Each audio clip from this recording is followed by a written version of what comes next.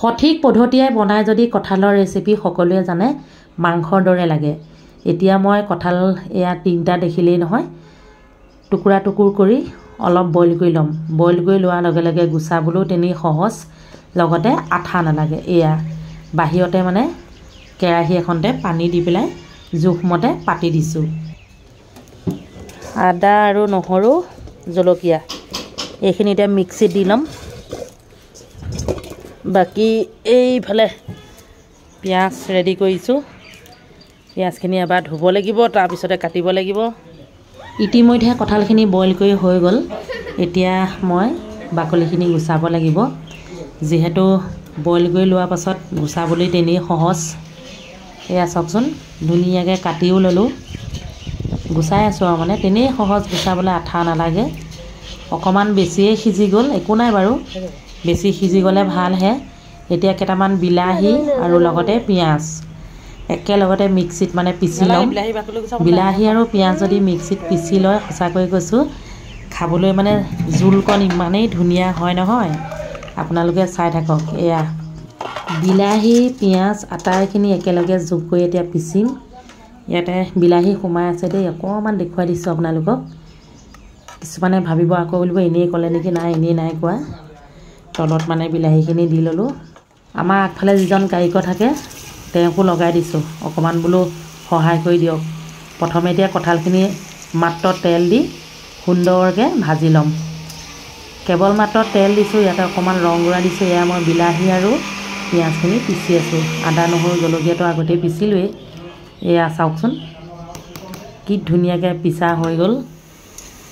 এতিয়া ময়ো অকণমান লাগি দিছোঁ আৰু মানে এজনে কেমেৰা ধৰিছোঁ, এজনে ইটো সিটোত লাগি দিছোঁ। এনেধৰণে বনাইছোঁ আৰু লগতে আপোনালোকক দেখুৱাইছোঁ আৰু যিসকলে নাজানে নিশ্চয় ভাল পাব। আৰু মই যিটো পদ্ধতিয়ে কঁঠালৰ ৰেচিপিটো আপোনালোকলৈ লৈ আহিছোঁ, সঁচাকৈ কৈছোঁ এবাৰ খাই চাব। আমি যিহেতু কাষ্টমাৰক খুৱাবলৈ বনাইছোঁ। এতিয়া লাহেকৈ মই কেমেৰা ধৰি আছোঁ, কাৰিকৰজনে মানে এয়া কাঢ়ি দিছে। প্ৰথমতে তেল অকণ দি ভাজি লোৱা হ'ল, অলপ ৰং গুড়া দিছোঁ, বাকী একোৱেই নাই দিয়া।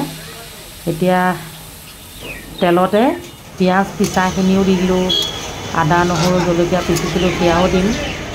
আটাইখিনি এয়া খুব ধুনীয়াকৈ এতিয়া ভাজি ল'ম, মানে মছলাখিনি সুন্দৰকৈ বনাই ল'ম। মই কেমেৰা ধৰিছোঁ, কাৰিকৰজনক লগাই দিছোঁ ভাজক বোলো। সোৱাদ অনুসৰি নিমখ আৰু হালধি দেই, আৰু ৰংটো ধুনীয়া হ'বৰ বাবে দিছোঁ অকণমান কাশ্মীৰ ৰেড চিলি। এয়া চব ভাজি থৈ দিয়া আছে সুন্দৰকৈ। এইখিনি আকৌ আমাৰ বছে বোলে ফ্ৰাই কৰি খাব। মছলা কি ধুনীয়াকৈ বনাই আছে দেখিছেনে? ধুনীয়া ধুনীয়া গোন্ধ আহি আছে।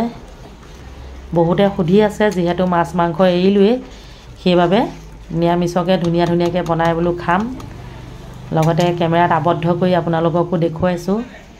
এয়া এতিয়া যোগ কৰি দিলোঁ। খুব ধুনীয়াকৈ 2-3 মিনিটমান ভাজি ল'ব লাগিব।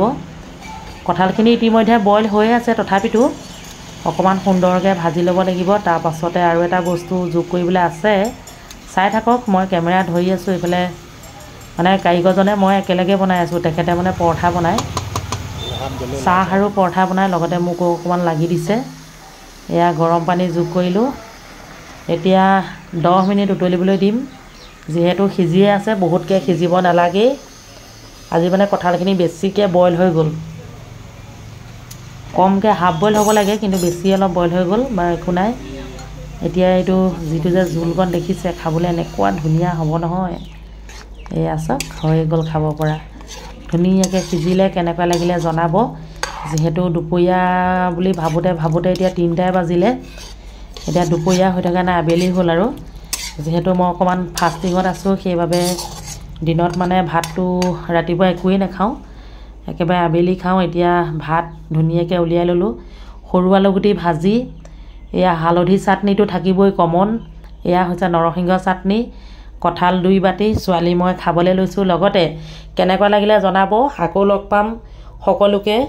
বেমাৰ হৈ আছে যদিও আপোনালোকলৈ ভিডিঅ' শ্বেয়াৰ কৰি আছোঁ দেই, কেনে লাগিলে জনাব।